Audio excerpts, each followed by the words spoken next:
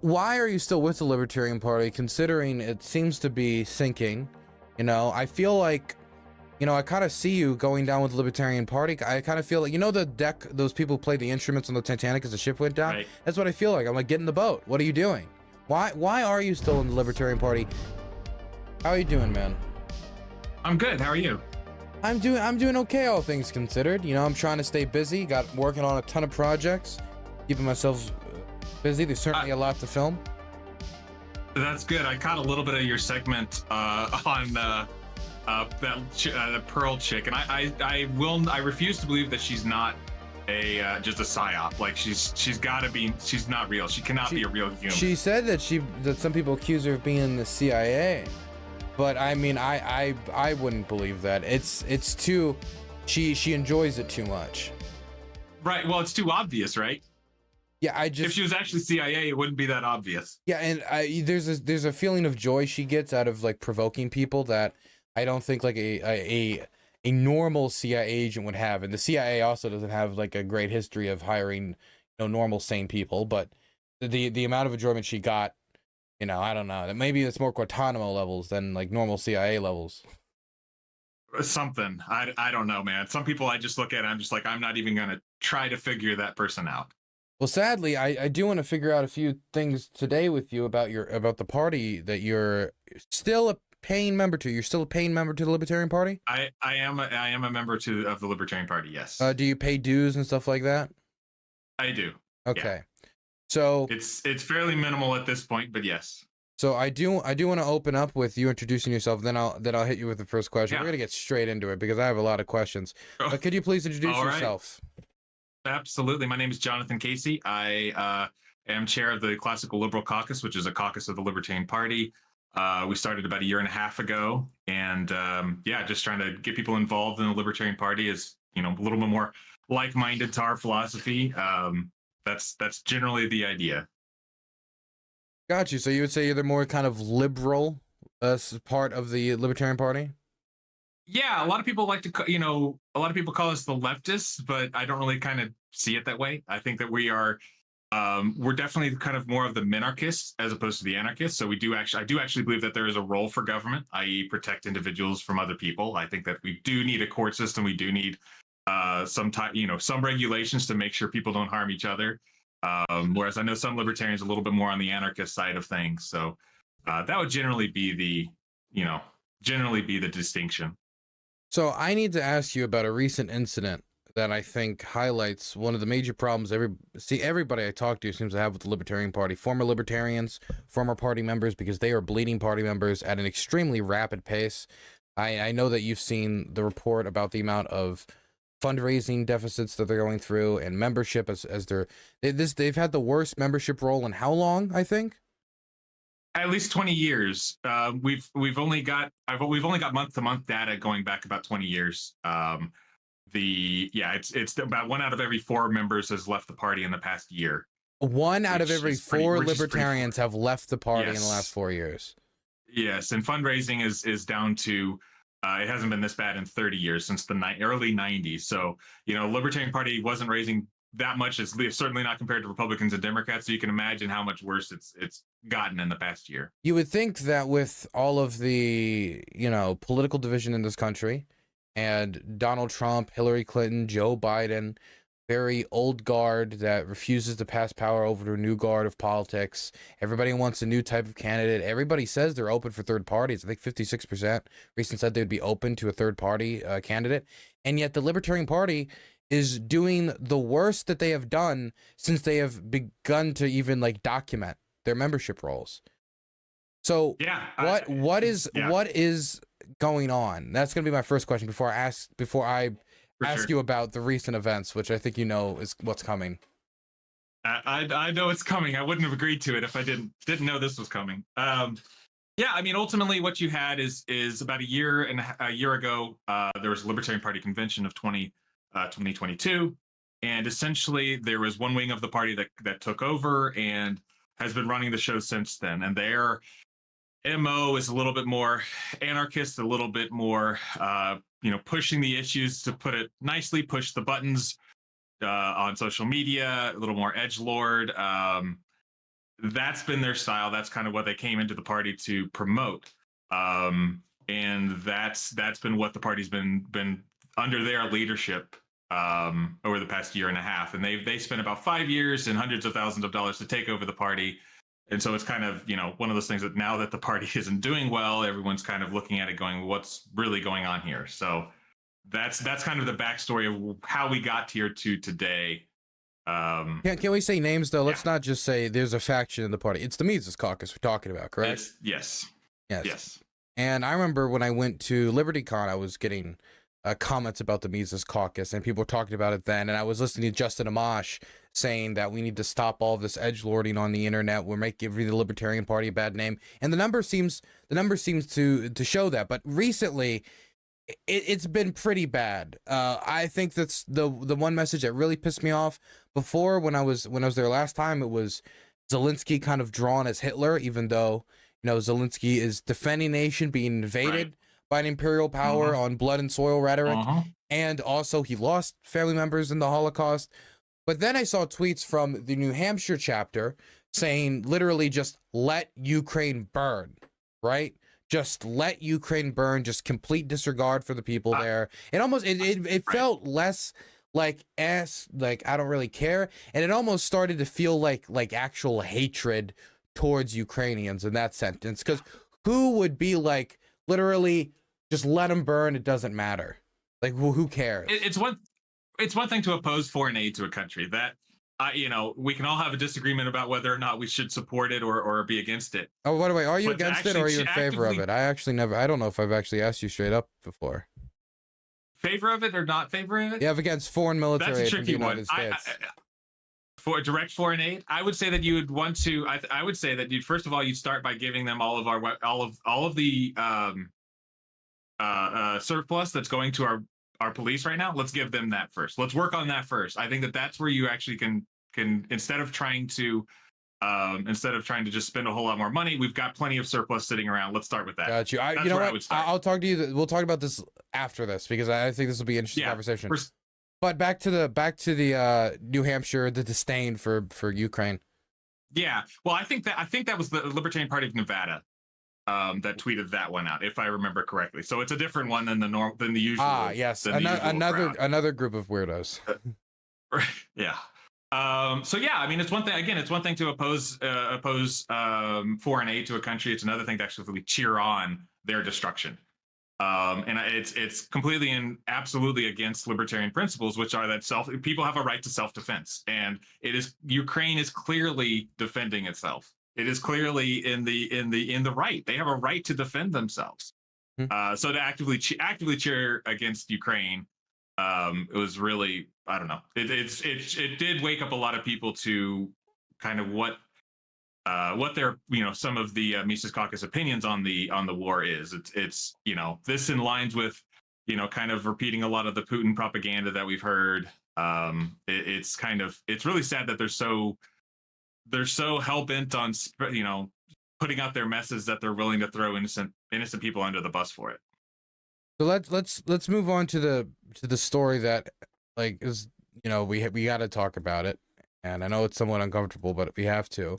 Recently, Nina Turner put out a tweet saying insulin should be free and medicine should be free. She is somebody that would probably call herself maybe a democratic socialist, very of the Bernie Sanders style. Somebody who believes healthcare should be free, so she was putting across that message. And the Libertarian Party of New Hampshire responded to this by saying Nina Turner should be picking crops and that should be free. This caused a lot of backlash. A lot of people said, it's pretty racist to tell a black politician to pick crops. They tried to respond by saying that asking a doctor to do this is, similar to slavery, tried to compare it to slavery, even though I think anybody who was, being honest about the situation knew that Nina Turner was talking about free at the point of service, not literally free, as in we have people on the factory floor making insulin and we keep them in cages or something. But then it wasn't just the Libertarian Party of New Hampshire, because I hear from some people that this is an isolated problem with just a few party chapters. LP National, this is the overhead, this is the party itself, responded to Nina Turner saying, "Hi Nina, This is in reaction to them, Nina Turner being like, where's the LP National's response to this racism? Glad you ask. None of the things you advocate for are free. They require labor and materials which need to be compensated for. Otherwise, you'd be advocating for slavery. Hope this helps, kind of avoids the whole question about a black politician being, told to pick crops altogether. What was your reaction to this when you saw this? I think it was the same as everyone else. I kind of break it down into two parts. One, the first thing is that telling a black woman to pick crops is just racist. Like, there is just no way you can get around that. It is just racist on its face. And then they went on later to tweet about how they would pay for her to go back to Africa. Which, I did see that. That was racist. They were just doubling down, tripling down. Yeah. Right. And that's where the it's one thing to try to make a point about whether, insulin being free or healthcare should be free, and trying to say, okay, this is taking labor from other people and giving it to others. There's a case to be made. There's an argument to be made that you can make it effectively and say, listen, you shouldn't take from some people and give to others. Like, there's a argument to be made. But then to compare it to chattel slavery, in America, we all know what black people have been through. We all know what the context around telling a black woman to pick crops is. That's been a historically racist statement that you can't cross that line. It's, especially from a party account, it's pretty unacceptable. What got me about this is that they could have gotten across their idea in so many other ways, where it's like, well, actually, let's talk about like compensation and like how there were so many different ways they could have tried to deliver this message.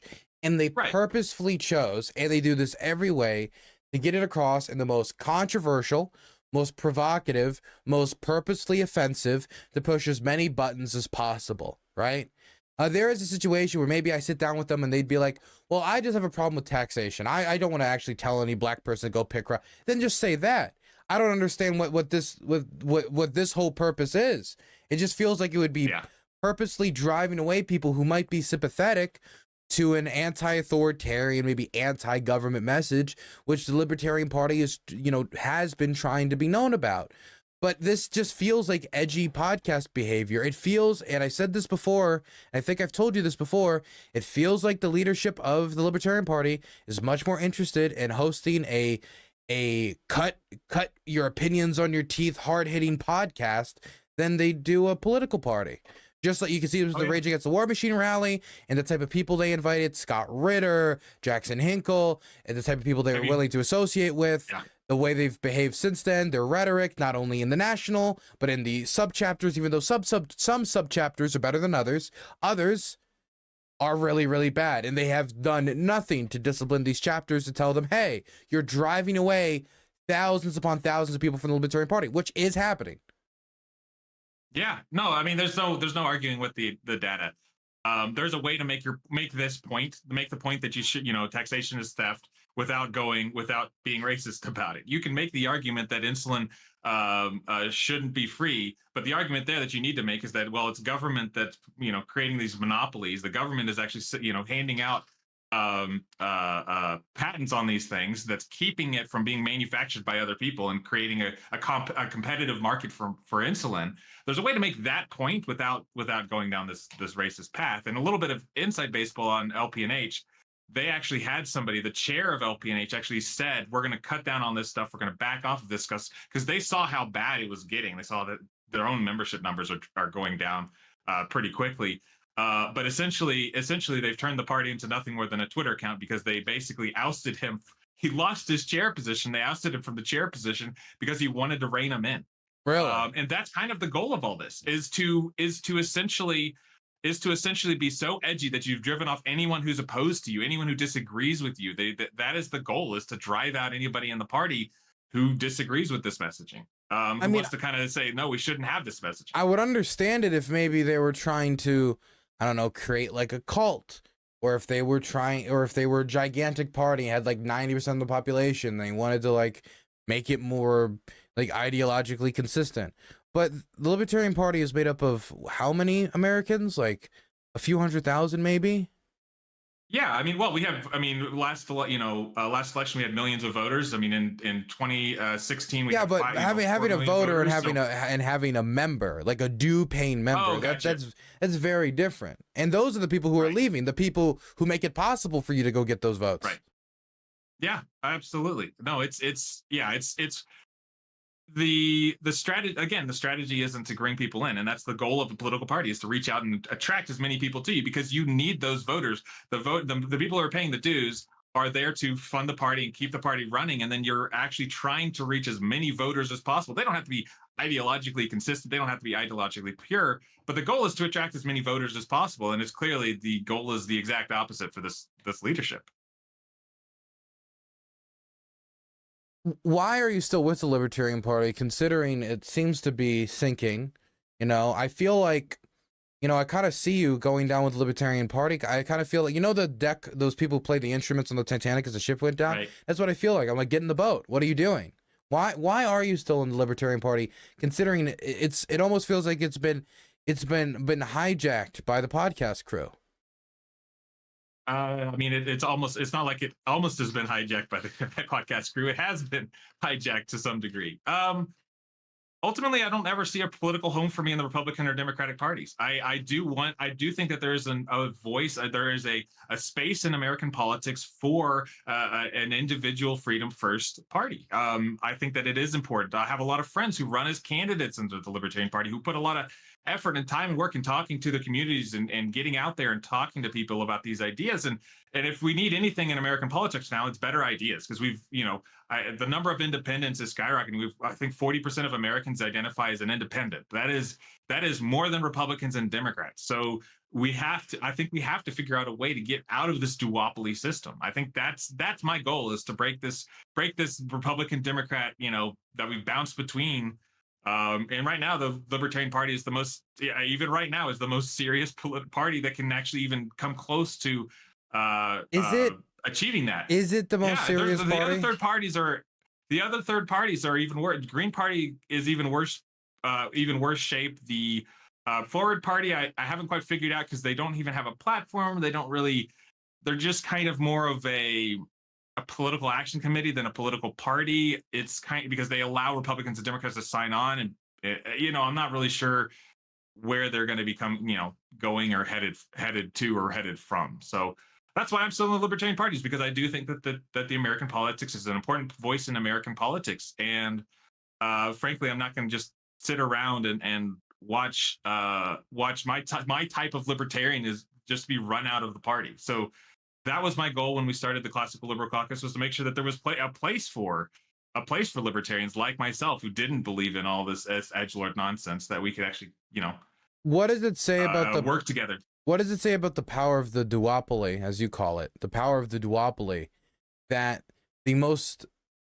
powerful opposition to the duopoly is a party that has lost 1/4 of its membership and is behaving in this manner? Is the Libertarian Party's behavior not, kind of saying, kind of a message to people that, yeah, there is no other option. Look at these guys. They're wackadoodles. They're whack jobs. Well, I think you have to. I think there's a couple things you have to look at there. For example, in Libertarian Party of Texas, in 2014, we had to sue and spend tens of thousands of dollars just to get on the ballot, because they passed these laws that were really restrictive on us even having ballot access.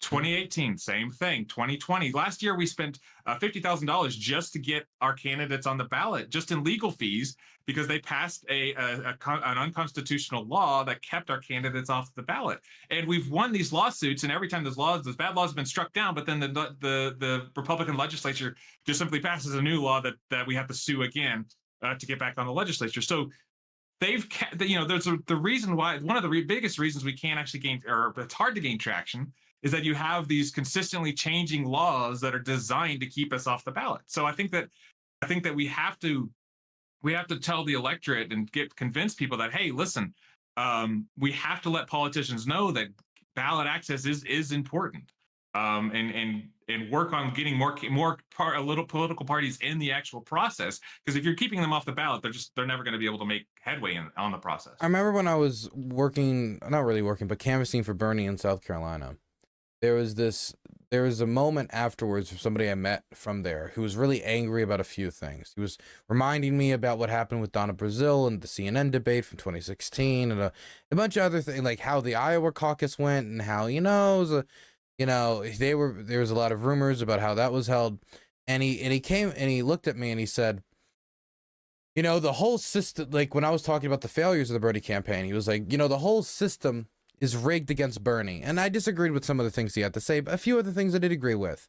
But I always assumed that the system in place would not just roll over. I always assumed the system in place would fight back. And so if the Libertarian Party is casting itself as a warrior against the system, and they are having to climb up this unbelievably uphill battle that most people think is never going to happen, if we're being like honest about what people's like just honest prospects of how they view third parties, even if the majority of Americans are vaguely like open to the idea of a third party, which doesn't even necessarily mean libertarian. They could want like a socialist party. They could want like a super hardcore nationalist populist, like whatever party, right? Alliance party, whatever. Sure. But you're doing this incredible uphill battle where you need to find your own political niche. You need to make it so your party looks respectable and like it's a real contender. Go across these road bumps that have been purposely placed in front of you, and the party is distracted with telling black politicians to go back to Africa and pick crops after Twitter spats as its membership dwindles. And so it's, I guess, like, it is true that those barriers exist, and I don't agree with those barriers. I think they're anti-democratic. Yeah. But it's also like, I don't have like a big personal interest in going there and being a warrior to knock down these barriers. Because I don't, not for everyone. Because I don't see a third party that is even ready to be viable. Because let's say right now all those barriers dropped, would the Libertarian Party even be in a state to go and actually take advantage of it? Look, we're probably going to head into an election where, again, we have Trump versus Biden. We should be eating that up. That should be open season for a good libertarian presidential candidate to come in and say, here's our platform, here's our ideas. These two old fogies don't have any new ideas. Like we saw it with Gary Johnson with Hillary versus Trump. Then we saw how well he did by just having a practical boots on the ground. This is some solutions for the American people, and I'm not those two. I think we have to also realize that we've kind of got this, you know, most people they don't really go to vote for their politicians. They go to vote against the other guy, right? People who are voting Democrat, a lot of them are just voting so that the Republican doesn't win, or people who are voting Republican are voting just so that the Democrat doesn't win. So we've got this negative cycle, this negative feedback cycle in our politics that we've got to break out of. And, you know, maybe the Libertarian Party isn't the party to do it, but I've got to at least work to try to stop that, because we've got this idea that as long as they're not, you know, American politics, as long as they're not the other guy, well, you know, I'll vote for them. So that, I think that's a really dangerous place in our politics right now. Do you believe that the Libertarian Party, the current leadership in the Libertarian Party, want to win? That is an objective that's high on their agenda? Because when I see some of the times the people who run these accounts, or some of the people who are more aligned with the Mises Caucus, and the way that they're perfectly willing to say, actually, we're not going to run a candidate, we're just going to endorse Republican. Actually, we're not going to even attempt anything this season where it's not worth the money. Actually, we're going to spend all of our money on the Rage Against War Machine rally, which brought no new members to the Libertarian Party as our membership is dwindling. And the only image people remember of that is the fucking Libertarian chairman speaking in front of Russian flags in the background, right? Are they trying to win, or are they turning this more into like a vaguely like pro-liberty political pack that kind of lobbies with the Republican Party most of the time? Because that's what it's starting to feel like it's transforming into. Yeah, you know, I've kind of shifted away on this. I've shifted a bit on this, because at the beginning I did think that they wanted to win. I think that it's clear that a lot of people in the, you know, in the Mises Caucus have this idea that the Libertarian Party should just be a messaging vehicle, that it should only send out messages. It shouldn't get in the way of good Republicans or good Democrats. It should, you know, it should only be there trying to convince people. Clearly, you're not convincing anybody to join, so I don't know who they're actually convincing. But if we have to. I think that it has to be a political party has to focus on political action, and that's getting candidates on the ballot, getting candidates elected, and getting legislation passed. Those three things are what a political party should be about. And right now, that is certainly not priority. That priority is not there. That's just not prioritized either of those three things. So, yeah, it's hard to judge their actions and say that they're not really just looking to be a political action committee, like you said. Do you do political work for the Libertarian Party or stuff around like the Libertarian Party as your full-time work? No, I have a small business. Thank God I don't have to do this as a full-time job. I did run the one I did for about a year and a half. I ran the Libertarian Party of Texas Twitter account as a social media manager, however you want to, whatever the title was. You could do that as a full-time job. You could just manage the Texas. No, I didn't do that as a full-time job. It felt like a full-time job some days, but it kept me busy. It's a full-time job in New Hampshire. Oh, right. I just wanted to ask that when you talk to people, I assume that you doing work with the Libertarian Party probably comes up a lot in conversation, or at some point it wiggles its way in. And when you're meeting new people and talking to them, has the way people react to you when you say that, yeah, you're in the Libertarian Party, has it changed at all in the last few years? I can't really think of a specific instance where I would say, oh, that would have, I felt different, because a lot of times, so I have a small business, and so I go to customers' homes a lot. So that's where I mostly meet people, and I don't talk politics with my customers. I just don't do that. Yeah. So I don't really have that many interactions there. The most of the time I'm meeting people are at conventions or at places, and like a LibertyCon. We had a booth set up there, and we talked to people. And most of the people, I was shocked at how many people came up to me and said, "I'm glad you're not the Mises Caucus." It was 70% of people who came up to talk to me said that they were glad we weren't the Mises Caucus. So, it's kind of one of those things that it really depends on the situation and where we're in, because a lot of the stuff is insider Libertarian Party baseball, which is probably a good thing that most people don't know about it. But it's also a bad thing, because it means that even this edgelord messaging isn't reaching people. So I'm just thinking about, because it's one thing when you talk about like internal Libertarian Party politics and like meeting people at LibertyCon, but the average person isn't somebody going to LibertyCon, right? Right. The average person is somebody like in the grocery store line. And so I'm imagining how those people see the Libertarian Party, if that image has changed at all, and how people view the Libertarian Party, because there must be a reason why membership is declining, and why, because I would assume that when they saw membership declining, somebody must have thought, well, no, we'll just bring in more Liberty people later by like being more pure or whatever. And that never happened. Right. No, that's exactly what their thought was, is that, well, no matter how many people we run off, we'll be able to replace them. And that clearly hasn't happened. But yeah, I mean, you see normal Joes on social media talking about the Libertarian Party. They see the bad messaging. They see those tweets from New Hampshire and Nevada, and they'll have a reaction to it. And sadly, that means that it's a lot easier to create a negative impression in somebody's mind than a positive one, right? Especially online. And our social media, social media kind of has this way of feeding the negative cycle. So if something negative is going on, we react to it a lot more on social media than for something positive, right? Like if Libertarian Party of New Hampshire tweeted out that they had, that they fed the homeless, that would get 100 likes, something like that. But if they tweet something out that's racist like this, so it feeds this idea that they, just getting attention is what they're about. And so nobody sees I don't think that they're actually feeding any homeless up there, but it feeds, it just kind of feeds that negative. Well, it just feels like they're like, well, actually, if we feed the homeless, we're only get 100 likes. Maybe if we kick the homeless, we'll get 2,000 likes. We'll get more attention. Right. It's like, okay, yeah, but if Joe Biden kicked a homeless person on the campaign trail tomorrow, his political career would be over. Yeah. Oh yeah. I mean, and listen, there are a lot of Libertarian Party that do feed the homeless. Like in feed the homeless, like in Collin County, we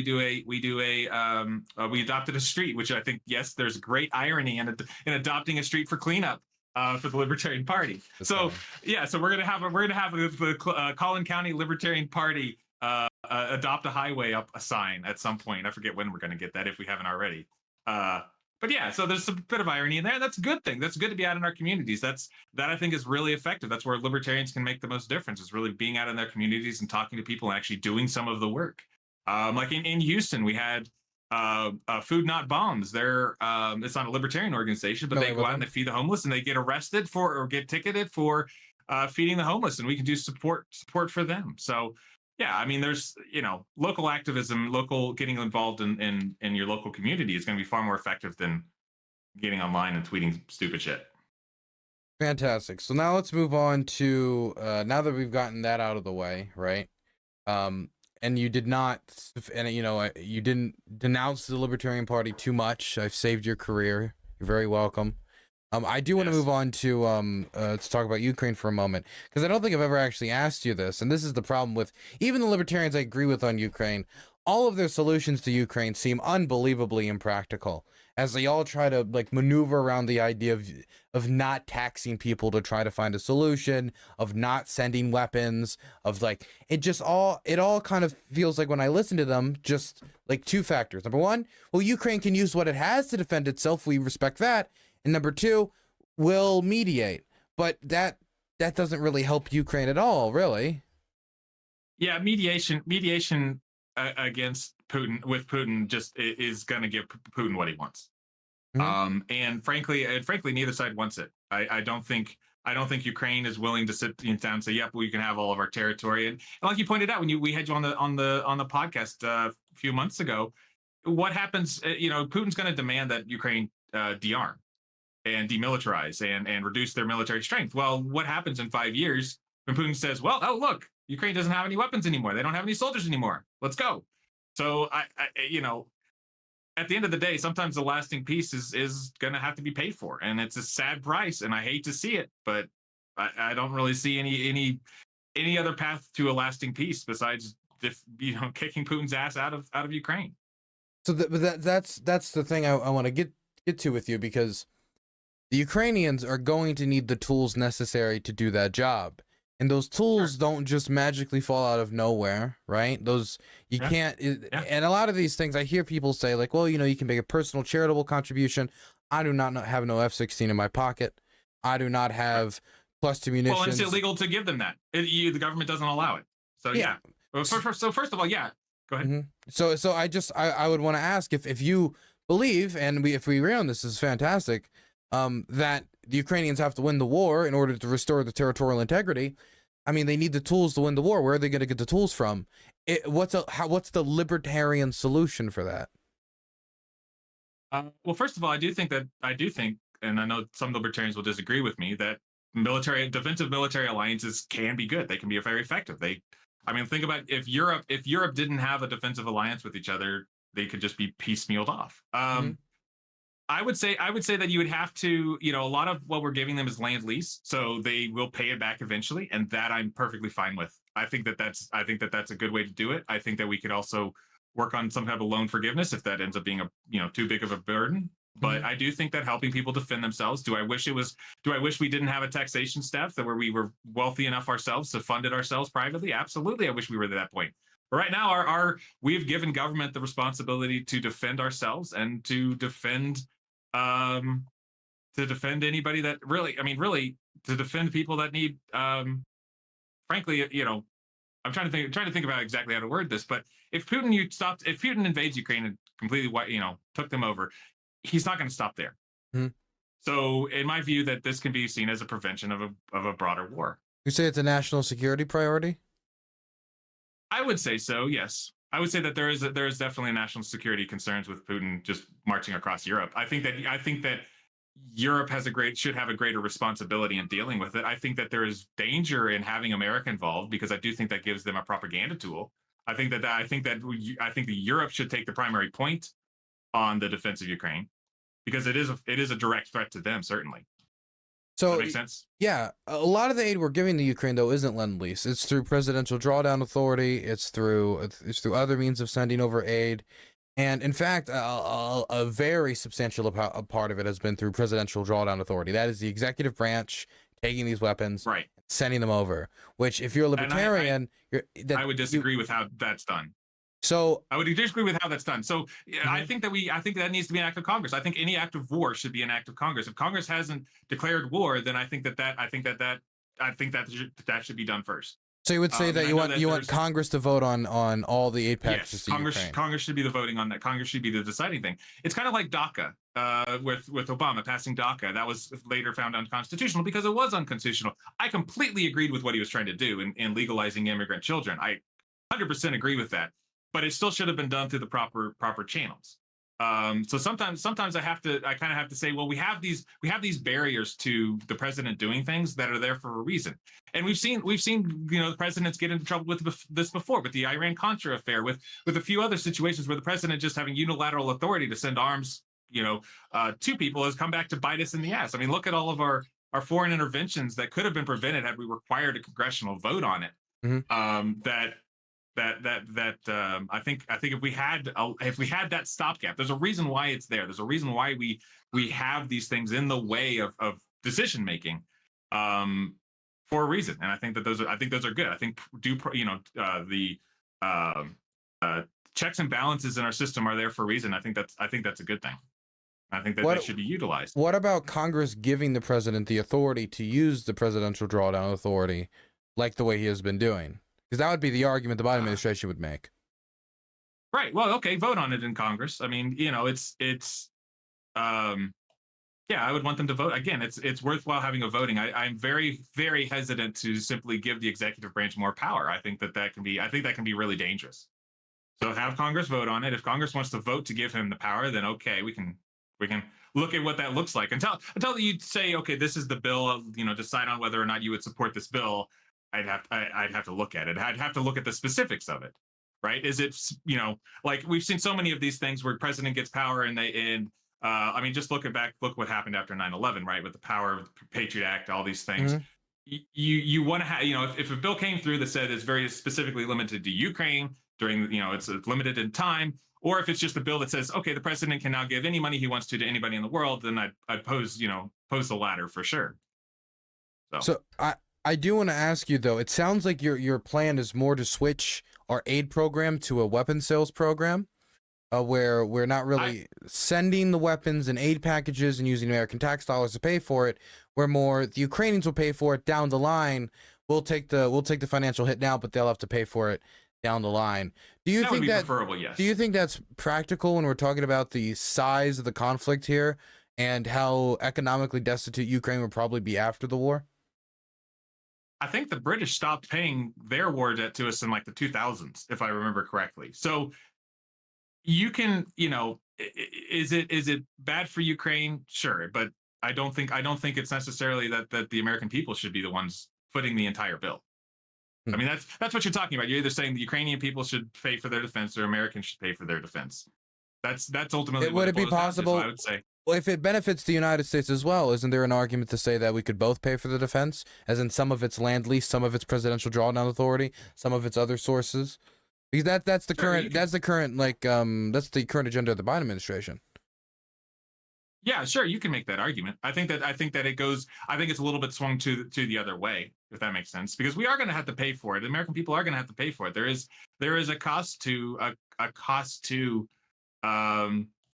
sending aid to Ukraine. I think that's why the Congress should be the ones deciding it, because ultimately it's the American people, and who is elected by the American people. It's Congress. Yeah. So you would say that a libertarian foreign policy does not necessarily mean complete like we're not involved in these types of issues. You're not isolationist, right. But that is a huge strand, like a huge contingent in the Libertarian Party. Why do you think that exists within the Libertarian Party? I think it's a very I think that's a very American worldview. I mean, we live in a country where we have two massive oceans on two sides, and we have a massive country to our north that has 30 million people. I forget their exact number, and then a country to our south, neither of which have any interest in invading us, neither of which are going to be hostile with us for the foreseeable future. So we live in this country where we don't have external threats to us. China can't invade across the Pacific. Europe can't invade across the Atlantic. Like, we are in an ideal situation. Like, we are probably geographically the best position any nation has ever been on the face of the planet. It's certainly secure from invasion, right? So, we've forgotten that a lot of people in Europe, they don't have that luxury. when you're in Romania, you're in France, you don't have these massive oceans or these countries to friendly countries around you. You've lived in this world where you can be invaded tomorrow. And in fact, you have been, like, if we're not, World War II was only 75 or 80 years ago, right? So it's within, people are alive who lived through that. So they understand that you can't just go on your own. As much as we like to go on our own, and I think the American kind of mindset, American libertarianism in particular, has this very individualist mindset that you can just go alone. Guess what? We still have to come together and make agreements to make sure that we are mutually defending each other, whether that's coming together and creating a police force and a judicial system to do that, or it's on a national stage and coming together with the next country and saying, okay, if you're invaded, we'll help you out. If we're invaded, you help us out. I think that's perfectly within libertarianism to make those agreements. Now, sometimes those agreements can get out of hand.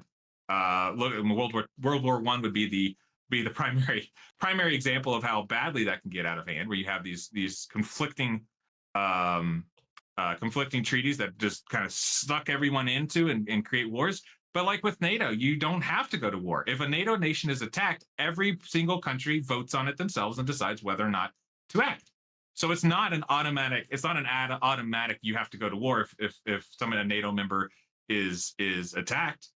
It just means that you're going to vote on it, which I think is the right way to do it. I think that's a good way to do it. I think for a lot of Americans, war is very different than for other people. Oh, yeah. Because war for us is never villages getting burned down or homes getting destroyed.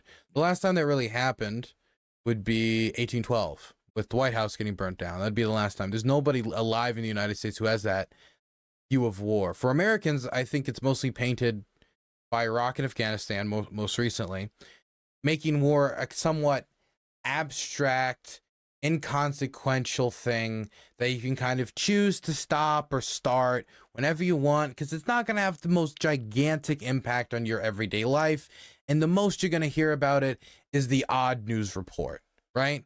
Whereas that's a very different experience for somebody in Ukraine who is experiencing war in a much more personal, immediate way by losing family members, air raids every other day, having to run into the bunker. It's interrupted their family life, poor family members away from them. It's very different. And for a lot of Eastern Europeans, Estonia, Latvia, Lithuania, and for Poland, war is something that is just like, it is a real possibility. It is a real thing. For the United States, the only possibility of war touching our shores is if the world literally explodes, right? Yeah. And that's a gigantic disincentive. And so I think that some Americans might not have that type of familiarity with war.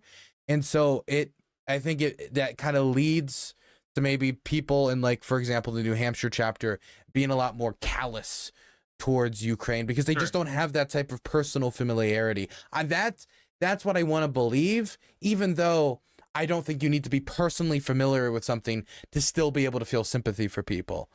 Oh, absolutely. As for the libertarian philosophy on war and defensive alliances, what do you think about the international norms and international law structures? Because I believe the United States should join organizations like the International Criminal Court. If we are saying that Vladimir Putin, for kidnapping Ukrainian children, horrible crime, a lot of international law scholars are saying that if you wanted to make an argument about ethnic cleansing or genocide, this is one of the biggest pieces of evidence. Even if that case still can't properly be made, the fact that this could be a piece of evidence in that case shows how severe the situation is. It's highly illegal what's going on. I believe he should serve in a prison cell for that. But it feels hypocritical to the United States to say, you should abide by the laws of the International Criminal Court. We are not a member of the International Criminal Court. It feels hypocritical. And this bumped head recently with Joe Biden saying that he would provide evidence of Russian war crimes to the International Criminal Court. And the Pentagon was trying to stop him, saying if we do that, that could start a precedent of trying U.S. soldiers. But joining these type of international law organizations, which I want to do that, if a U.S. soldier commits a war crime, put him on trial in an international court. I know we have an American court system to deal with that, but that's an American court system trying American soldiers. And that does not seem the most fair to the countries that could have been war crimes by us. But that feels anti-libertarian. But that's something that I would believe in. Yeah, so I would say I'd have to look more specifically at that organization and what I know, but would like all entail. joining But yes, law, yes, no, joining these listen, organizations. absolutely. Listen, if it brings more accountability to government, I'm absolutely for it because I do think that there is absolutely a role for Nuremberg trials for even American soldiers should be tried for war crimes. That is that if we've learned nothing about the American reputation of American military reputation around the world over the past 30 years, it's that we have a horrible reputation. And so I think anything that would bring that reputation up actually makes our soldiers safer. Yes, there will be soldiers that are tried for war crimes. Probably many of them will deserve it, but that means that in the long run, American soldiers will be better off because they'll be more respected. That's kind of my view on it. And one thing I was going to point out, we were talking about the American psyche and not having to fear about war. I don't know, how old were you on the September 11th? I was probably 3 or 4 months old. Okay, there you go. So I wasn't. I was 13. I was 14, and we talked about not being attacked in America. And if anybody wants to think about how we felt after September 11th, to really get into the mindset of what that was, you won't remember it, but it was war mindset. We were going to invade anybody and everybody that stood in our way for. Did you ever watch the Howard Stern podcast episode during 9/11 in New York? I've seen clips. It is the most bloodthirsty podcast I've ever listened to in my life. He was ready to go to war and bomb anyone anywhere. Yes. We were gonna nuke. We were gonna flatten the planet to get who did this. So I think I think if anything, makes a note of how insulated we are. That's it. And I think that we can look to that and go, okay, if we were ever attacked, that's what the American reaction would be. That breaking that security bubble that we had. I mean, listen, we spent the next 20 years in war because of it. Obviously Iraq didn't directly have anything to do with it, but the excuse was there to invade Iraq. They tried to connect it. They lied about it. They tried to connect the two. So yeah, I mean, how many hundreds of thousands of Iraqis and Afghanis did we kill because of that? And none of that really even got us any closer to bin Laden. So I think that I think that kind of shows what the American mentality is. We're very insulated. We don't think about threats to us until one actually happens, and then we go way overboard and pushing back on it. But yeah, as far as international courts go, I'll tie it back. But as far as international courts go, I would be absolutely on board with any of those attempts. Again, I'd have to look at the specific organization before I would say, yeah, let's join that one. Well, what would you say about the fact, though, that wouldn't these international, when people talk about like the globalists taking over, and I don't take these people very seriously, but one of the main things you'll hear about is these types of global type of government organizations. I mean, is it not contradictory for a libertarian to say we should join the biggest type of big government of all, which is literally global government? Sure. Oh yeah, I mean, there's major concerns there, but I think if you're talking about a specific organization that's specifically looking at war crimes, very limited. And I would be worried about what exactly does that entail, because I would not want an American citizen to ever be tried for something that was unconstitutional, right? So I'd be very, very hesitant to say we should join an organization that has a law, can rule over American citizens. Now, if you're talking about war crimes, that's a very specific thing. But I also wouldn't want, I wouldn't want any non-military crimes to be involved with that. And that's where I would be very concerned about, and saying there's a very big difference between the U.S. government being, the government and government employees, aka soldiers, being held accountable, than an average citizen being tried into Europe for something he did in America. Right? That's where my concern really becomes. That's what really concerns me. I want to ask you about the one last thing about the Libertarian Party before we wrap up, because I don't want to keep you too long. The Libertarian Party seems to be lobbying more with the Republican Party, and it seems to be with the intention of, I don't know if the word would be damage control against anti-liberty politicians, or what exactly the intention is.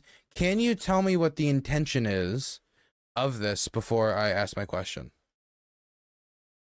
Are you talking about the Libertarian Party of Colorado deal with Republicans that's one of them, but there's also other examples of this happening. Well, not this exactly, but things like this happening. Right. So for those who don't know, Libertarian Party of Colorado went to the Republican Party and said, hey, let's sign a deal. If you run liberty candidates, which if you look at their list of requirements, they're just basically Republican talking points. Like it's like a Republican can keep a libertarian off the ballot. So in other words, the Libertarian Party of Colorado would keep a libertarian off the ballot if a Republican candidate met certain criteria. And so a Republican could get on the ballot if they supported the drug war, if they supported restricting abortion rights, if they supported any number of things that libertarians find quite horrifying.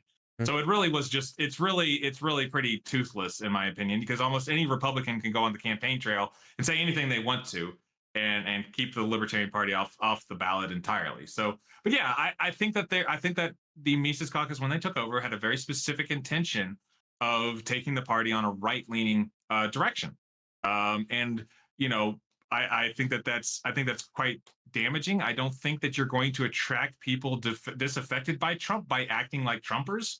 And that I think that has been their major miscalculations, that they thought that, well, Trump is populist, so if we act kind of like Trump and be edgelordy and we say nonsense, well, people will come to us. Well, Trump's already got his market pretty well squared away. Like nobody's leaving the Trump camp, right? What you have to do is you have to attract all the people that have left because of Trump, which are exactly the people who are turned off by the style of messaging that the Mises Caucus brought in. So if you're going to try to attract Republicans, don't attract the Trump Republicans. Attract the non-Trump Republicans. That's who you need to go to. You know, it's just a pretty big miscalculation on their part. Do you think that that type of behavior in any way actually advances pro-liberty? Like, do you think the Republican candidates are actually like, man, I want to keep that libertarian off the ballot, so you know what? I'm going to legalize weed. Has there been an example of that ever happening, really? No. I mean, there have been other examples of some deals done. I know that there have been a few times where the Libertarian Party has endorsed a Republican. I'm sure they've endorsed a Democrat at some point. But again, I've never seen the case where we. Is there an example of that? Because I couldn't find one. So the Libertarian Party of Massachusetts endorsed Bill Weld for governor. Huh. Massachusetts or Maryland? I forget which one it was. One of those two. It would be Massachusetts. It would not be Maryland. Okay, got it. And then back in the 90s, the Libertarian Party of Georgia kept a libertarian off of the ballot against the governor. So then the Republicans said, we will keep not run anybody for the agricultural commissioner. I don't know what happened. I don't know the story. I couldn't find anybody to talk to around it, 30 years ago. So I don't know exactly what was said or how that deal was done. Okay. But yeah, I don't see how you can say, well, we just have, Republicans. I mean, the theory is that, the joke is that libertarians are just Republicans that smoke weed, right? Mm-hmm. So if you're just going to go around and endorsing Republicans, you're just enforcing. By the way, do you smoke weed? I do not smoke weed. You don't smoke weed. I have never smoked weed. I've never had desire to. You've never smoked weed? Never. Okay, no. Here, my one rule of thumb is that if I was ever with Willie Nelson, that I would smoke weed with Willie Nelson. Other than that, I just have no desire. Do you think you'd like it? Probably not. I do not like the feeling of getting drunk. I do not like the idea of losing control. And maybe that's very OCD or crazy of me, but that is kind of my stance. I have no desire to let go. That is something that's been very difficult for me to deal with when it comes to psychedelics, because I'm becoming a very big psychonaut. I'm very much getting into that, but that's something you have to let go, because if you hold on, it's going to be a terrible, terrible experience. I can't. You're a libertarian. You don't smoke weed. I do not. I've never smoked weed in my life. I played at poker games and my buddies were smoking weed, and I just, no, thank you. Man, I know. It confuses the crap out of people, but it's great because, I love breaking that stereotype that libertarians are just Republicans who smoke weed. I'm like, well, I'm neither Republican nor do I smoke weed. Or I could just call you a liar. I could just say that. You could just be lying. A liar. That's true. I could. I think stereotypes are fun. At least some of them are fun. The ones that won't get me in trouble are fun. I love pushing back on stereotypes. I think it's a good way to get, to kind of push people's buttons. Is they have an idea in their head about what you are, and I think it's good to break those stereotypes, because we always come up with preconceptions. What's the libertarian thing you do? Like, what's the stereotypical libertarian thing that you do? That's a great question, and I don't really know because I'm not a wild person. I'm married with 3 kids and have a small business. Maybe having a small business, I don't know that that's libertarian, but yeah, that's basically it. I have a pretty boring life. I go to church on Sundays. Like that's me. I'm pretty boring. So Oh, okay. yeah, Now I feel like you're the psyop. You're the CIA agent. right. Exactly. I don't believe this. You know what? We're gonna have to cut this interview short. I found out that my guy is a faker. There you go. He's a huckster, and he's trying to scam me with this fake libertarianism. Thank you so much for coming on today's program. Where can people find you? Absolutely. Thanks for having me. Thanks for just on mostly on Twitter, Jonathan T Casey on there. Just JONATHAN and then T Casey. Fantastic. Don't you have a podcast? Yeah, well we've kind of the CLC podcast. Just look up Classical Liberal Caucus on YouTube and you'll find us. So fantastic. Thank you so much for having me on. And I think I'm going to be at LibertyCon again. I've been invited again, so I should be at that. Awesome. I'm going to try to make it. I don't know if I'll be able to next year, but I'll try. No worries, man. You have a good one, okay? Bye-bye. You too, Dylan. Thanks, man.